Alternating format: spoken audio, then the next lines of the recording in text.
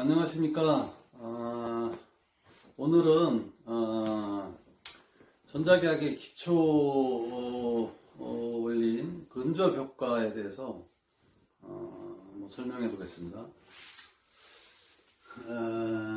이 근접 효과는 사실은 이제 실무에서도 많이 또 대두가 되는 기초 원리이기 때문에 현장에 가면은 동상 다조포설시 상집바가 나온다 그래요. 시공하는 사람들 얘기를 상집바라 그러는데 왜 그럽니까? 그분들이 물어봐요. 왜 상집바가 왜 나는 거예요? 이렇게 물어봐요. 그건 정확히 한마디로 대답을 해줘야 되는데 이 기초 원리가 잘 돼 있어야 되겠죠. 근접 효과 때문이죠.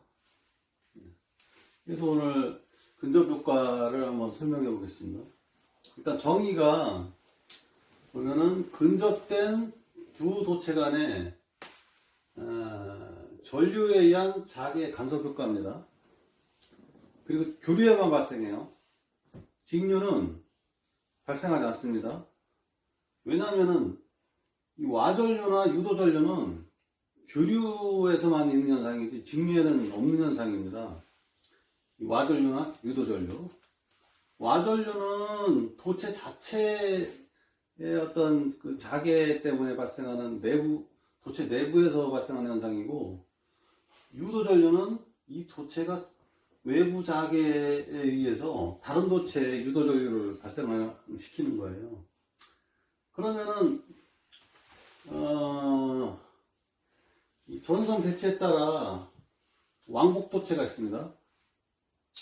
왕복도체는 주로 단상교류, 예를 들어보면, 이 영역에서, 이 플러스 전류의 플러스 영역에서 이 도체는 들어가는 전류고, 이 도체는 나오는 전류라고 가정하겠습니다.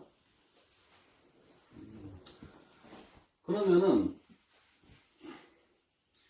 이 들어가는 전류에 의한 자개가 발생을 합니다. 이렇게 인접 도체에 자개가 발생을 합니다. 그러면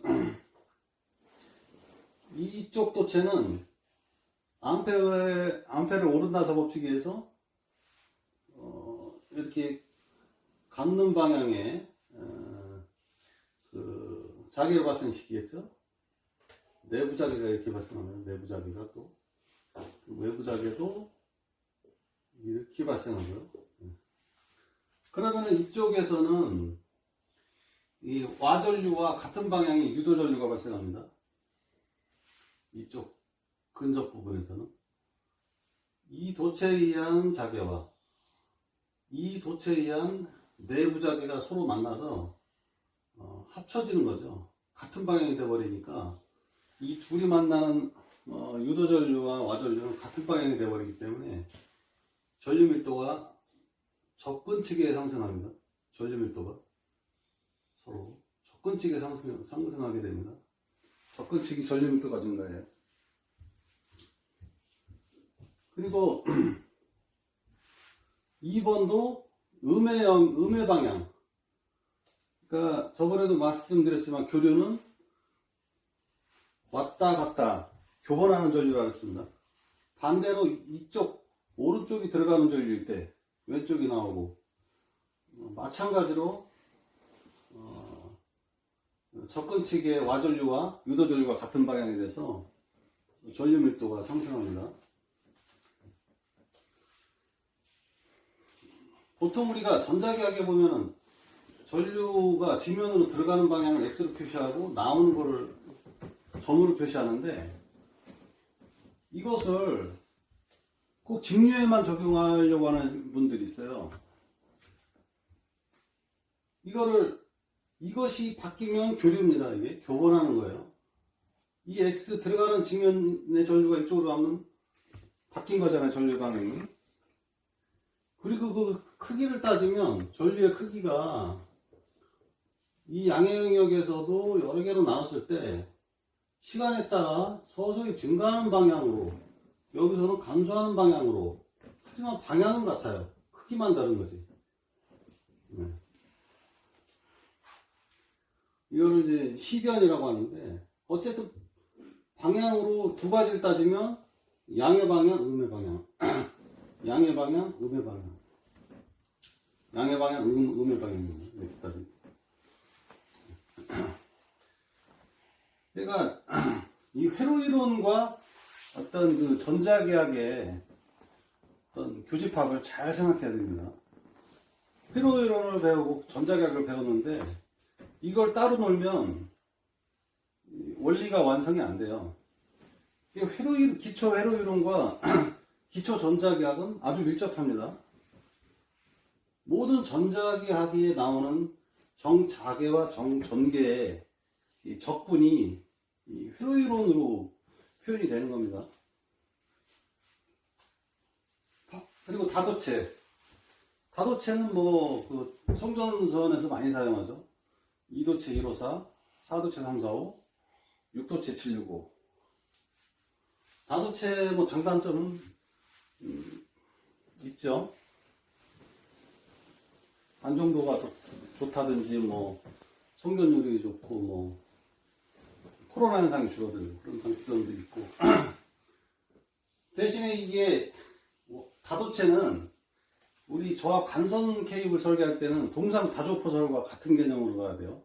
다도체는 동상 다조포설입니다. 그러니까 한 상이 이 IT 그래프에서 이 양의 방향일 때 이 두 도체 다 지면으로 들어가는 방향입니다. 다도체는 그래요.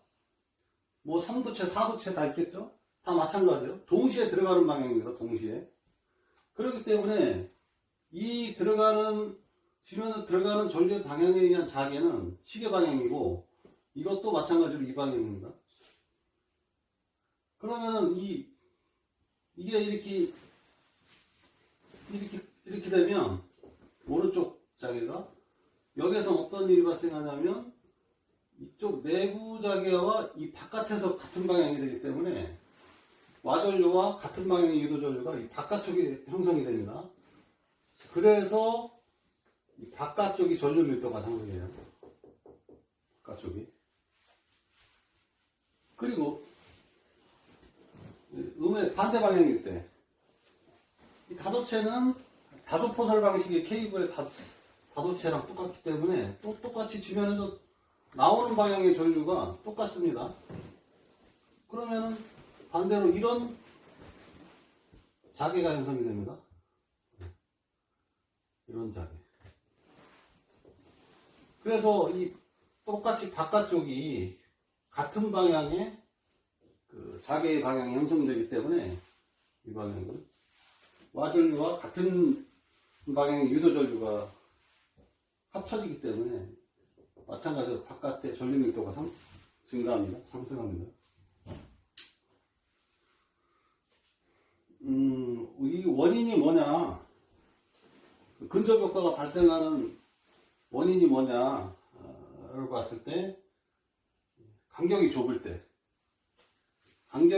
때가 당연히 자기의 세기가 커지죠. 간섭 효과가 커지죠. 전선 배치가 비대칭일 때 그럴 때 막 근접 효과가 생깁니다. 영향은 동상 다조포설 시 선전류가 달라져요.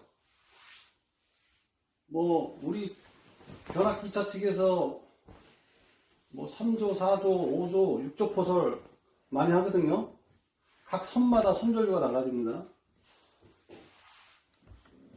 굉장히 이것 때문에 현장에서는 공사를 대나무시를 해야 되는 상황이 생깁니다. 실제 부하를 걸었을 때. 그리고 이 전류가 편중된 선에서는 열이 나기 때문에 어떤 그 안전에 또 문제가 되고 그래서 그 대칭 삼각배열이나 대칭 수평배열을 잘 맞춰야 됩니다. 그리고 단락전자력이 발생을 하죠. 단락사고 났을 때 같은 방향의 케이블이나 가공 송정선은 서로 달라붙는 단락전자력이 발생을 합니다. 그것도 다 근접 효과 때문에 그래요. 힘이 발생하는 거죠. 그 대책이 뭐냐? 삼각 배열이 가장 우리가 트레이에 케이블 포설할 때 삼각 배열이 가장 우수한 방법인데 사실 현실적으로 쉽진 않죠. 보통 다 수평 배열로 합니다. 그럼 수평 배열로 하되 좀 대칭을 맞춰서 해야 돼요. 대칭을. 삼각 배열도 대칭으로 해야 되고 서로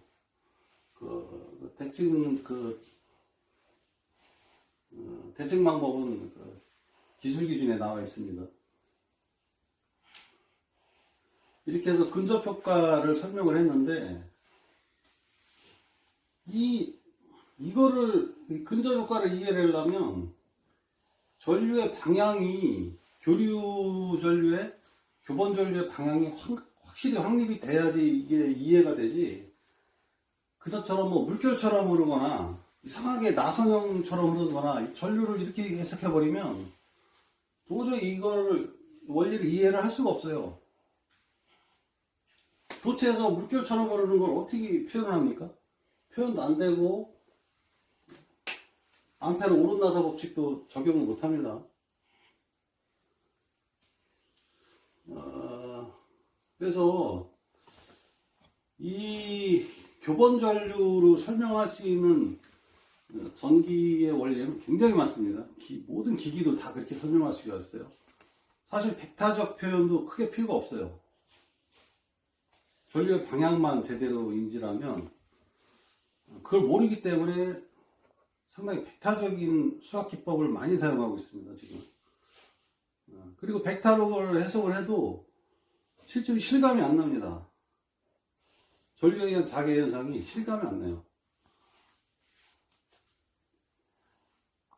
그리고 어떻게 전선에서 물결처럼 흐르면 어떻게 이 자개를 어떻게 표시를 합니까, 이거를?